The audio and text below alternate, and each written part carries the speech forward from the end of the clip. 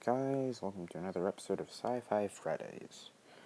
Today, we're going to be talking about Cowboy Bebops and the story behind it. Basically, I'm going to be talking about the sessions, all 26 of them. 1 through 13 this Friday, and 14 through 26 next Friday, September 11th. And, yeah. That's basically the gist of it. Right then, let's get started. At Session 1, Asteroid Blues. It set up the basic plot for the series well. It involves an amazing flashback with no sound or dialogue. Well, actually, it does have sound in it, just no dialogue. Involving characters Spike, Julia, Vicious, and the Red Dragon Syndicate. It's pretty good. Great way to start off the series. This episode is about an unfortunate woman in love with a criminal. And he doesn't really see the full consequences of it until it's too late. Spoilers, they both die at the end. Session 2. Stray Dog Strut. Spike and Jet chase after a bounty on a man named Abdul Hakim, wanted for stealing a valuable lab animal, and has plastic surgery to change his appearance. Eventually, it is revealed that the animal in question is a data dog, and was legally experimented on by the science who put out the bounty. After Spike, Jet, and Hakim were all in one big chase, the scientists soon follow after, and it leads to a large chase. In the end, Hakim and the scientists are apprehended by the police, and Spike and Jet decide to keep the dog, naming it Ein. Session 3, Honky Tonk Woman. The crew crosses paths with Faye Valentine, a fugitive in major debt, forced to act as a middlewoman for an illegal transaction at a space casino. Session 4, Gateway Shuffle. One of my favorite episodes. Continuing not that far from the previous episode, Faye had gambled away all her money, and while exploring the wreckage of a spaceship, she finds a mysterious suitcase. Meanwhile, Spike and Jet pursue a group of eco-terrorists led by the infamous Mom, or Mother. Also, Faye joins the team. Session 5, Ballad of Fallen Angels. While pursuing a bounty on a member of the Red Dragon Syndicate, Faye gets captured by Vicious, and Spike ends up face-to-face with an old enemy. It's a pretty good fight scene between Spike and Vicious. This episode in general was animated really well. Of course, whenever I can never watch it. There's always some kind of complication or problem. Either the power goes out, or the video player won't work, or the DVD's all scratched up. Either way, I've never been able to fully see this episode before. Next, Session 6, Sympathy for the Devil. Spike and Jet chase their youngest, and at the same time, oldest enemy yet. You'll find out when you watch it. I'm not going to explain anymore. Session 7, Heavy Metal Queen. Aw yeah, makes me want to scream. Bebop crew chase after an awkwardly looking bomber named Decker. Meanwhile, Spike meets a cargo pilot named VT who hates, and I mean like totally hates, like 100%. Like it's like Obama. It's like hates bounty hunters. But she helps this one. I mean, well, what bad can come from helping a bounty hunter? Especially one that looks like Spike. Session 8, Waltz for Venus.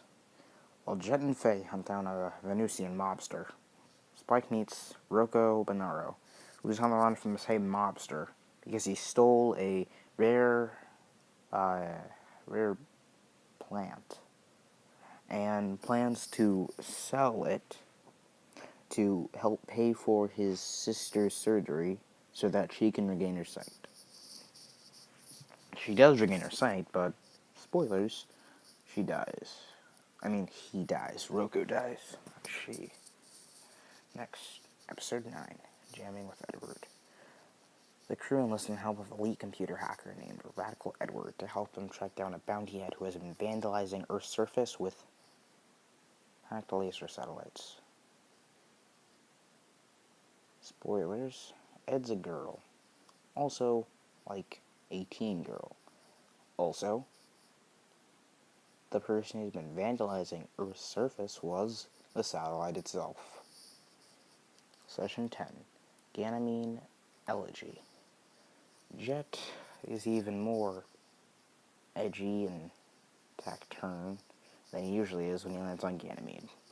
The last place he was before leaving his former job at the ISSP and joining up with Spike to become bounty hunters, and the home of his ex-girlfriend, Alyssa, who he has never really truly let go of.